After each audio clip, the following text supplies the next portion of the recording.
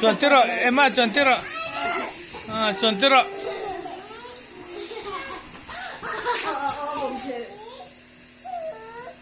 chuẩn tiết rồi mi vâm pop pop chinh tiếng này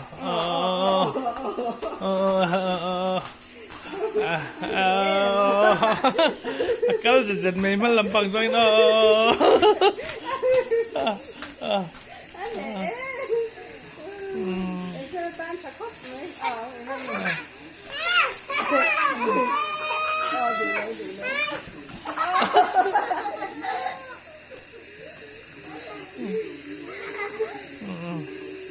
sekarang này thấy em mà lâu thì bơi lâu tới lấy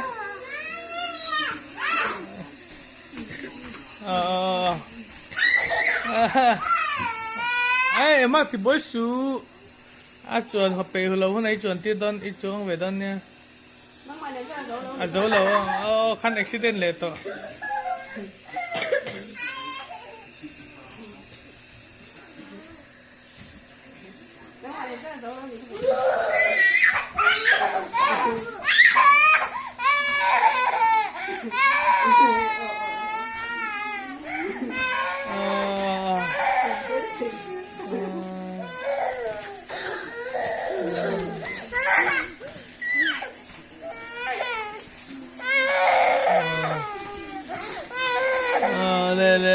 Emma pero chuẩn tiết rồi in thằng cái này chuông về lấy đó nha một thôn ăn đi chứ mua hiểu ma đó na extra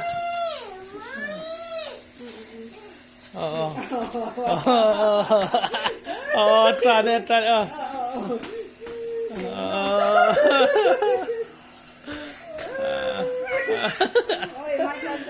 em mai tan chân tè rồi sẽ tan chân tóc chứ thì sạch đấy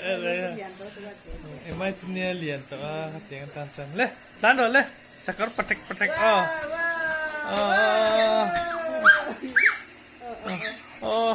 accident đó mình mắc chết tôi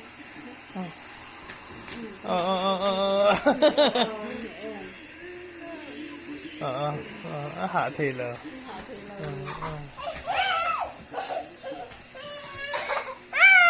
em ha lối thì buổi giờ sưu vẫn nhìn nó mẹ cái này trông về đó nhé ít liền to nằng sư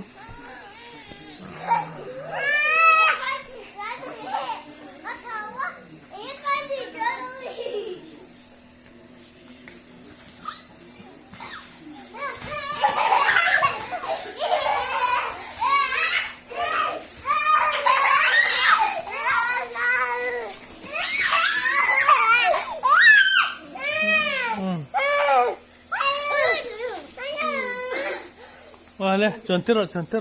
mình chuẩn lại rồi sẽ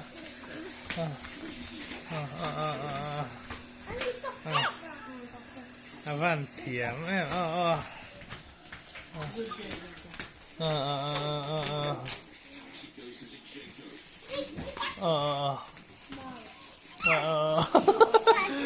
để em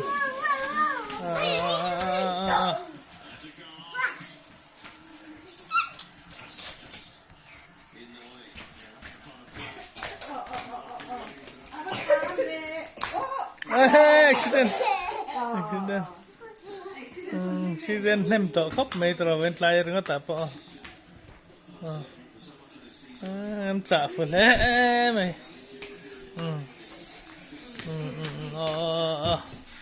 extra thật tiền xem mà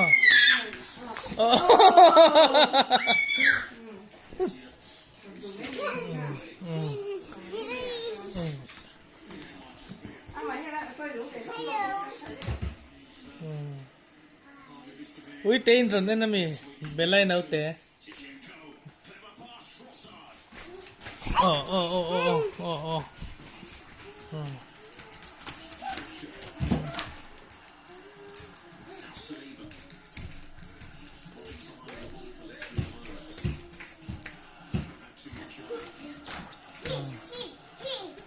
hạ thì là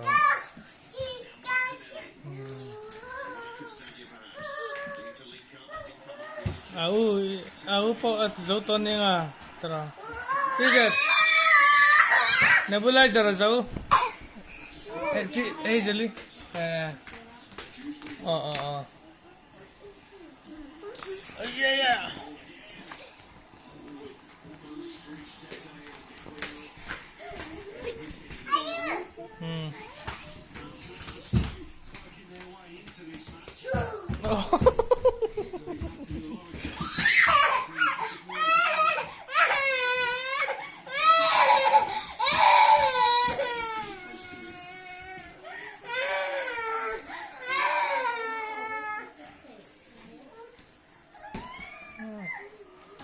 weapon hi nei thase ma